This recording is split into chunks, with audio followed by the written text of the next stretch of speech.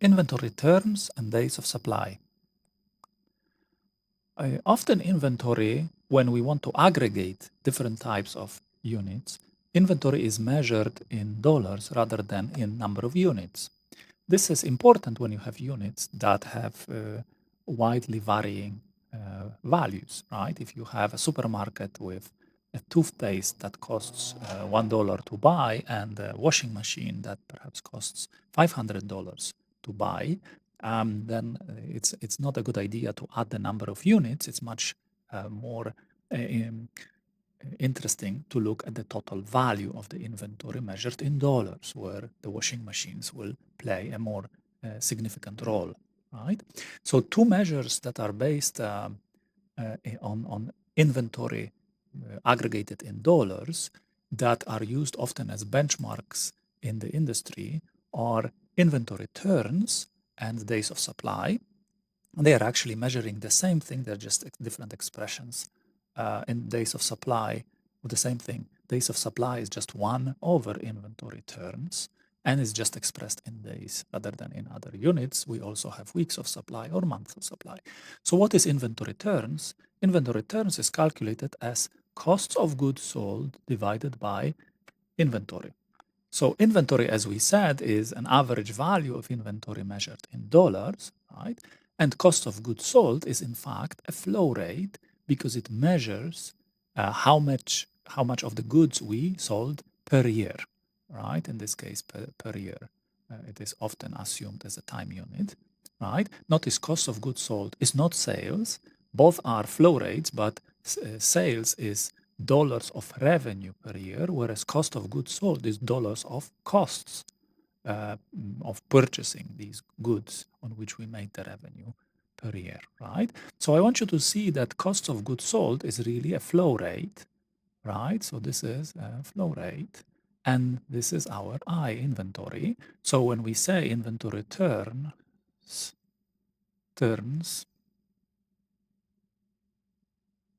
is costs of goods sold, we really say it's R over I. And if you recall from Little's law, that means turns is really 1 over T, right? If you check the I, take it here, T, take it there, it will be I equals R times T, right? This is equivalent to the Little's law. So it turns really expresses just the same thing as the inverse of flow time, right? And because days of supply is 1 over inventory turns, days of supply, the days of supply will actually be a measure of flow time. So inventory turns is 1 over T, and days of supply is T. Why is this important? Well, consider an example of inventory turns and days of supply of two US retailers in 2002. The retailers are Kmart and Walmart. When we read their financial statements, we find out their inventory value at the end of the year, which we will actually use as the average inventory value. And we find also cost of goods sold, which is a standard thing to report for retailers. So you'll see actually Walmart has much higher inventory value and much higher cost of goods sold, right? But what is important for us is the relationship of those two values, because, right, if you divide one by the other, you get inventory turns 5.44 in Kmart and inventory turns in Walmart 7.54. And of course, this is much higher than this. And then days of supply on Walmart will be lower. Why does it matter? It matters because inventory turns affects inventory cost allocated to each unit. If you consider that you have some kind of average annual inventory cost expressed as percent per year, percent of the value of the item per year, right? If you turn inventory fast, a smaller part of that cost will be allocated to each unit. So here is an example. Suppose a retailer buys a product for $200 and sells it for $250. If this retailer is using a holding cost rate of 30% per year, right? This is an input for now. We'll discuss where this comes from later on. And suppose the retailer turns inventory 4 times per year on average. Then what that means, right, according to this formula, we can divide 30% by the 4 turns to get 7.5% as per unit inventory cost. And why does this matter? Because it matters because, right, so basically 30% per year is the cost of holding a unit like this TV for a year. So 30% of $200 is $60. But because this every TV is turned 4 times a year, meaning it is sold and again bought 4 times every year. Another unit, of course, is bought, not the same unit. Right? Another unit of the same product is bought and sold. Then this $60 per year will be divided by 4, which means, right, in fact, per unit will have 7.5% of cost allocated, right? So every unit that we sell, we have to allocate a cost to it, $15, and this is the cost because of our holding cost, 30% per year applied to all inventory, right? So this is quite significant because 7.5% is quite a lot when you compare this to typical retailing margins, right?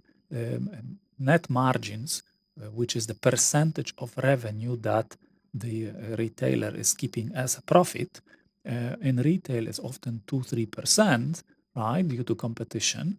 And so if you have very low inventory turns, you might actually be highly very costly, and because of that, you may have a high risk of bankruptcy. So going back to our example of inventory turns in Kmart and Walmart, right? Suppose now Walmart and Kmart have 30% cost of holding per year. What is the per unit inventory cost at Walmart and at Kmart, assuming we have a product that is worth, let's say, $100? So if you recall, we had inventory turns 5.44 per year for Kmart and 7.54 for Walmart in 2002. So per unit inventory cost in Kmart would be 30% divided by 5.44 turns, which would mean 5.51 percent in Kmart, right? So like for a product that's worth $100, it would be $5.51. In Walmart, because inventory turns are higher, this percentage will be smaller, it would be a little bit less than 4%, and therefore a cost here for a $100 product would be around $4. So in that case, you see Walmart will have a significant cost advantage over Kmart due to turning inventory faster, right? That's why in retail, often inventory turns is an important benchmark. If you can, it's not the only benchmark, obviously. One can improve inventory turns, but perhaps have some other measure that is making you weaker. But it is an important benchmark because it directly affects the costs. So if this is, if we observe actually this chart here on the right is based on a study of different retailers, what is their inventory turns? You see somewhere on the range up to 9 almost, right? Is the some retailers turn inventory quite fast, other retailers turn it much slower, around 2 or even less, right? But of course, it depends on the type of product that they sell. And also they have different gross margins. Gross margins is the profit that is added to right, the difference between price of the product and the cost of obtaining the product before accounting for other costs. So you see there is here a relationship. Of course, there is no causality. It's just the nature of business. If you sell some types of products, you will be turning inventory slower. And because of this, you need to apply higher margins in order to operate profitably, right? And we can see some kind of tendency here. But what is important to observe is something like if you have two retailers that sell the same types of products, they have similar gross margins, but one retailer turns inventory much faster than the other, then clearly B has an advantage over retailer A. Last thing I want to mention in this segment is what is this cost of holding inventory? Why is it a percentage? Well, not all costs can be actually allocated accurately as percentage, but many significant costs can be.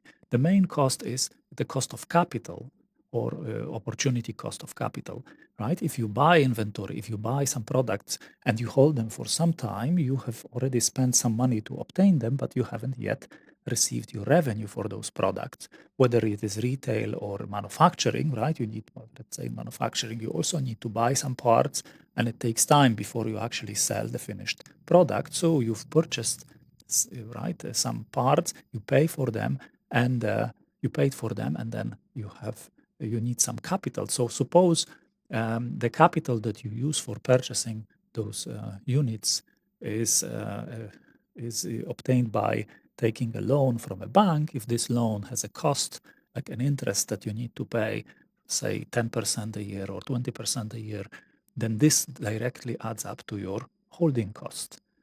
Other costs can be allocated to holding cost of inventory. And so, right, like operating a warehouse, having some equipment, maintain labor costs for handling or stock keeping in the warehouse or in the retailer, and other things like disposal or scrap. There is also other types like lost revenue that can also be applied to as holding cost. For example, if some products very quickly become obsolete, then it's a good idea to reflect this in the holding cost, right? So, for example, if you buy something like a mobile phone and you hold it for a long time, then it becomes obsolete and you cannot expect to sell it at the same price as on the first day when you had it in stock. And you can actually account for this in the holding cost. You might say the product loses 20 or 30 or 50% of its value per year, right? And there are other costs. As I said, some of them are naturally expressed as percentage. For example, capital cost is just a percentage of the value, because the interest on or opportunity cost of capital, like opportunity cost would be what else could you have done with this capital if it wasn't frozen, right? If it wasn't used to hold inventory, to buy inventory and hold it, is naturally a percentage.